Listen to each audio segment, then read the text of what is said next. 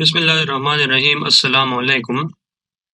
आज की वीडियो में हम 15 ऐसे शॉर्टकट कीज़ पढ़ेंगे जो कि नॉर्मली हर बंदा यूज़ करता है, चाहे वो जॉब करता हो या स्टूडेंट हो। तो ये वीडियो बड़ी इंपॉर्टेंट है, वीडियो को एंड तक देखें ताकि आपको सारे कीज़ की समझ आ जाए। सो बिना टाइम वेस्ट किए let's start with control D. हमारे पास लिस्ट में पहली की है control plus D. Control plus D ये बेसिकली वैल्यूज़ को फिल डाउन करने या डुप्लीकेट करने के लिए यूज़ होता है।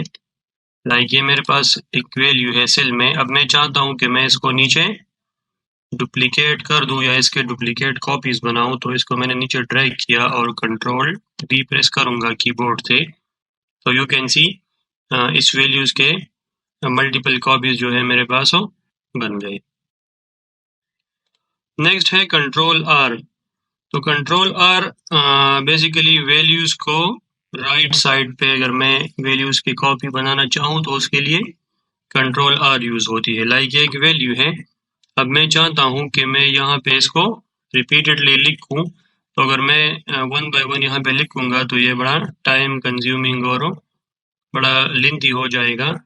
तो उससे बचने के लिए मैं इसको यहाँ पे सेलेक्ट करता हूँ और राइट साइड पे जहाँ पे भी मुझे इसकी कॉपीज़ चाहिए वहाँ पे ड्रैग करूँगा और कीबोर्ड से कंट्रोल आर प्रेस किया तो यू कैन सी उसके राइट साइड पे मल्टीपल कॉपीज़ बन गए।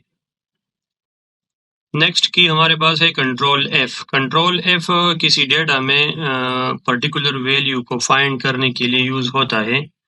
लाइक फॉर एग्जांपल ये मेरे पास कुछ डेटा है जिनमें कुछ आइटम्स हैं।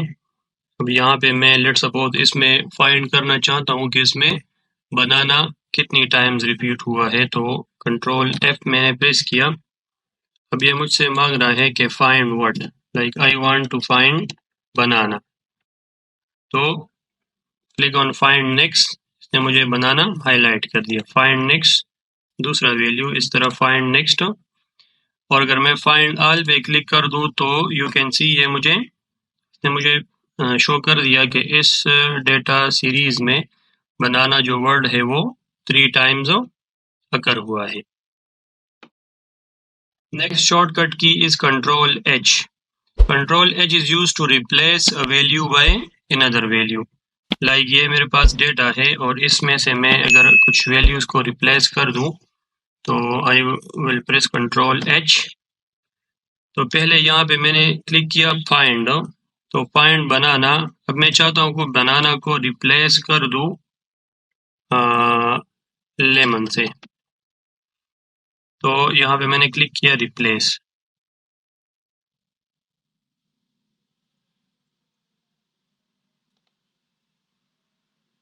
यहाँ पे जितने भी बनाना थे वो रिप्लेस हो गए लेमन के साथ।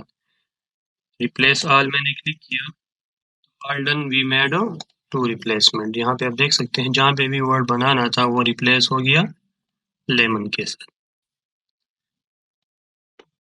उसके बाद है कंट्रोल टी।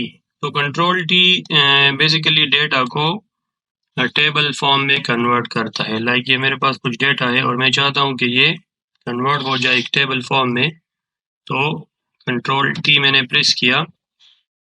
अब ये मुझसे क्या मांग रहा है, वेयर इज द डेटा पर योर टेबल, तो इसने पूरा रेंज जो है ना वो इनपुट में दे दिया। और माई टेबल हैज हेडर, ये मेक श्योर कि ये चेक होना चाहिए। ओके क्लिक किया तो यू कैन सी मेरा जो डेटा था वो टेबल की फॉर्म में कन्वर्ट हो गया। Next is control one. तो कंट्रोल वन बेसिकली सेल्स को फॉर्मेट करने के लिए यूज होता है। लाइक ये एक टेबल है जिसमें ईयर है और हर एक ईयर में उसका जो डेटा है या सेल वैल्यू है वो मुझे शो हो रहा है। यहाँ पे ये दिस इज सेल वैल्यू या cell, simply you can say cells. Now I want to format this series of cell, तो मैंने इसको सेलेक्ट किया और प्रेस कंट्रोल वन। अब ये मुझसे मांग रहा है कि आपने कौन से कैटेगरी में इसको फॉर्मेट करना है। तो for example I want to format this in currency form, तो मैंने करेंसी क्लिक किया और यहाँ पे करेंसी को सेलेक्ट किया, ओके क्लिक किया, तो यू कैन से हर एक वैल्यूज के साथ डॉलर साइन लग गया, इसका मतलब है कि ये करेंसी है। तो कंट्रोल 1 से ये प्रॉपरली फॉर्मेट हो गया। नेक्स्ट इज कंट्रोल के। कंट्रोल के बेसिकली हाइपरलिंक लगाने के लिए यूज होता है। लाइक फॉर एग्जांपल मैं चाहता हूँ कि इस पेज के साथ दूसरे किसी पेज का लिंक लगाऊं, तो उसके लिए कंट्रोल के यूज होगा। फॉर एग्जांपल मैं चाहता हूँ कि यहाँ पे दूसरे पेज का लिंक दे दूं, तो ये है, मैं यहाँ पे लिख देता हूँ क्लिक हेयर और प्रेस किया कंट्रोल के। इसने मुझे ऑप्शन दे दिया कि मैं कौन सा पेज यहाँ पे सेलेक्ट करना चाहता हूँ। लाइक फॉर एग्जांपल मैंने यहाँ पे ये पेज सेलेक्ट किया, तो अब अगर मैं यहाँ पे क्लिक करूँगा तो मुझे उसी पेज का लिंक जो है वो शो कर रहा है। मैंने क्लिक किया तो आप देख सकते हैं इसने मुझे वही पेज जो है ना वो उसके साथ अटैच कर दिया। Next is control 5। Control 5 basically strike through लगाने के लिए यूज होता है किसी टेक्स्ट में। लाइक फॉर एग्जांपल ये मेरे पास कुछ आइटम्स हैं और यहाँ पे उनके स्टॉक का जो स्टेटस है कि आया ये आइटम अवेलेबल है या अवेलेबल नहीं है। तो फॉर एग्जांपल मैं चाहता हूँ कि जो आइटम स्टॉक में अवेलेबल नहीं है तो वो उसमें एक स्ट्राइक थ्रू आ जाए, तो मैं यहाँ पे क्लिक करूँगा कंट्रोल 5। जहाँ पे भी मुझे स्ट्राइक थ्रू चाहिए वहाँ पे क्लिक करूँगा और कंट्रोल 5 क्लिक करूँगा तो वहाँ पे स्ट्राइक थ्रू लग जाएगा। उसके बाद है अल्ट एंटर। तो अल्ट एंटर बेसिकली एक सेल के अंदर दूसरा लाइन ऐड करने के लिए यूज होता है। फॉर एग्जांपल मैं यहाँ पे लिखता हूँ कंप्यूटर। अब यहाँ पे कंप्यूटर साइंस अगर मैं लिखूँ तो वो राइट साइड पे मूव होगा। मैं चाहता हूँ कि यहाँ पे न्यू लाइन इंसर्ट हो, तो मैं यहाँ पे अल्ट एंटर के थ्रू यहाँ पे एक दूसरा लाइन जो है वो इंसर्ट हो गया सेम उसी सेल के अंदर। नेक्स्ट है अल्ट प्लस इक्वल। तो alt plus equal basically auto sum के लिए यूज होता है। लाइक मेरे पास ये कुछ आइटम्स हैं और ये उनके प्राइसेस। अब मैं अगर टोटल निकालूँ तो टोटल के लिए सम के थ्रू भी मैं कर सकता हूँ, लेकिन उसके लिए एक शॉर्टकट की है ऑटो सम।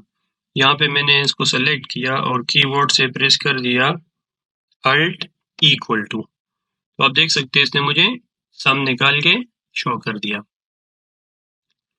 उसके बाद है F2। F2 बेसिकली किसी सेल के अंदर डेटा को रीनेम करने के लिए यूज होता है। लाइक मैं चाहूँ तो कि अगर मैं चाहूँ कि इस सेल के वैल्यू को रीनेम कर दूं या एडिट कर दूं, तो उसके लिए F2 बटन मैंने प्रेस किया, तो आप देख सकते हैं अब मैं इजीली इसको रीनेम कर सकता हूँ। जिस भी सेल को मैंने चेंज करना है उस पर क्लिक करूंगा और कीबोर्ड से F2 प्रेस करूंगा तो वो वैल्यू ऑटोमेटिकली रीनेम हो जाएगी। Next is F11। तो F11 बेसिकली किसी डेटा को चार्ट की फॉर्म में कन्वर्ट करने के लिए यूज होता है। लाइक ये मेरे पास एक टेबल है जिनमें किसी कंपनी का सेल डेटा है। यहाँ पे ईयर वाइज जो है ना हर एक साल का जो है वो सेल्स वैल्यू है।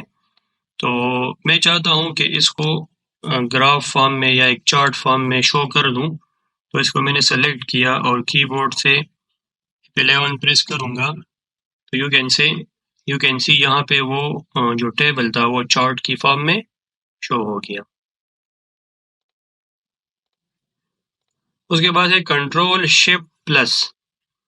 तो कंट्रोल शिफ्ट प्लस किसी डेटा के अंदर न्यू लाइन, एक्सेल के अंदर न्यू लाइन ऐड करने के लिए या न्यू रो ऐड करने के लिए यूज होता है। लाइक ये मेरे पास एक टेबल है और मैं चाहता हूँ कि यहाँ पे एक रो ऐड करूँ। तो एक तरीका तो है कि मैं यहाँ पे राइट क्लिक कर दूँ, इंसर्ट के थ्रू रो ऐड कर दूँ और शॉर्टकट की इसका है कंट्रोल शिफ्ट प्लस। तो कंट्रोल शिफ्ट प्लस जब मैंने क्लिक किया तो यहाँ पे आप देख सकते हैं मैं एक पूरा रो जो है ना वो इंसर्ट कर सकता हूँ। Next is control shift L. तो control shift L basically filter लगाने के लिए यूज होता है। फॉर एग्जांपल ये मेरे पास एक टेबल है और मैं चाहता हूँ कि यहाँ पे जो डिपार्टमेंट है मैं चाहता हूँ कि यहाँ पे एक फिल्टर लगाऊं। तो उसके लिए शॉर्टकट की है कंट्रोल शिफ्ट एल। आप देख सकते हैं यहाँ पे फिल्टर जो है ना वो लग चुका है। अब अगर मैं इस फिल्टर को रिमूव करना चाहूँ तो यहाँ पे मैं क्लिक करूँगा और यहाँ पे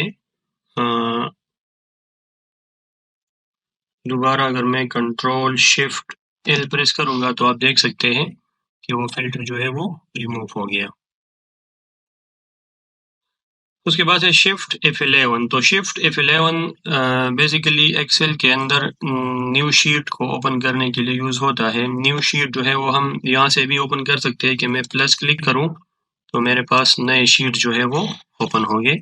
और दूसरा तरीका है कि मैं शिफ्ट के साथ अगर F11 प्रेस करूँगा तो मेरे न्यू शीट जो है ना वो यहाँ पे ओपन होगी। आप देख सकते हैं यहाँ पे जैसे जैसे मैं F11 प्रेस करता हूँ शिफ्ट F11 तो नए शीट जो है वो ओपन हो रहे हैं। तो ये था आज का वीडियो शॉर्टकट कीज़ के बारे में। उम्मीद है आपको वीडियो पसंद आई होगी। वीडियो अच्छी लगी हो तो वीडियो को लाइक करें, चैनल को सब्सक्राइब करें और कमेंट में अपनी राय ज़रूर दे दीजिएगा। Thanks for watching the video.